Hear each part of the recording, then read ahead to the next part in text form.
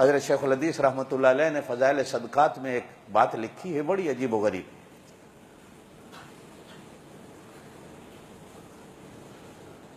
کہ ایک بزرگ قبرستان کے قریب سے گزرے تو دیکھا کہ جیسے ایک ڈاکیا آتا ہے، ایک تھیلا بھرا ڈاک کا لایا قبرستان میں،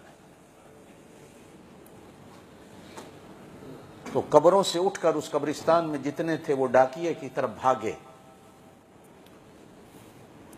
اور ڈاکیا ہر کسی کا خط نکال کر ہر مردے کو دیتا ہے، جس کا آتا ہے وہ خوش ہوتا ہے، جس کا نہیں آتا وہ روتا ہے۔ کونے میں ایک آدمی بیٹھا ہے، سارے بھاگے ہیں، وہ نہیں بھاگا۔ تو وہ بزرگ اس سے پوچھتے ہیں کہ یار یہ سارے بھاگے ہیں، تو کیوں نہیں بھاگا؟ وہ کہتا ہے ان کو لینے دو جو کچھ لینا ہے، مجھے کوئی ضرورت نہیں۔ کہا تجھے کیوں ضرورت نہیں؟ کہا کہ میرا بیٹا قرآن کا حافظ ہے، وہ روز قرآن پڑھتا ہے، اللہ پاک مجھ کو ثواب دے دیتا۔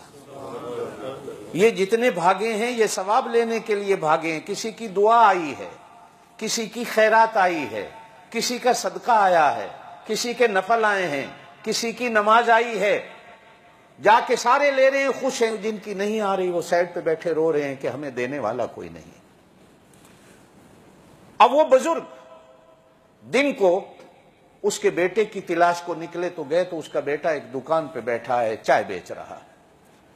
لینے والے آتے ہیں، چائے بنا کے دے دیتا ہے، جب کوئی گاہک نہیں ہوتا تو قرآن پڑھتا ہے، قرآن پڑھ کے کہتا ہے اللہ میرے ابے کی روح کو اس کا ثواب دے دے۔ تھوڑے دنوں کے بعد پھر بزرگ اس قبرستان کے قریب سے گزرے تو پھر وہ ڈاکیا تھیلا لایا، تو وہ آدمی بھی جو پہلے نہیں بھاگا تھا بھاگ کے جاتا۔ تو وہ بزرگ اس سے پوچھتے ہیں کہ اس دن تو بھاگ کے لینے نہیں گیا تھا، آج تو بھاگ کے جا رہا۔ تو وہ کہتا ہے جو پہلے دعا کر کے مجھے ثواب دیتا تھا اگلے دن ایکسیڈنٹ میں مر گیا ہے، اب مجھے دعا دینے والا کوئی نہیں۔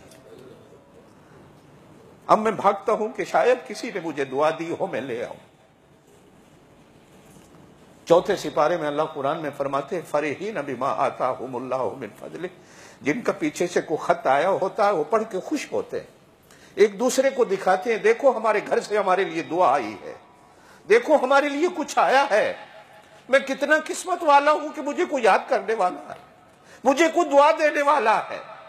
میرے دوستو، جو میں بات کر رہا تھا، کوشش کیا کرو اولاد ایسی چھوڑ کے مرو جو تمہیں دعا دینے والی ہے۔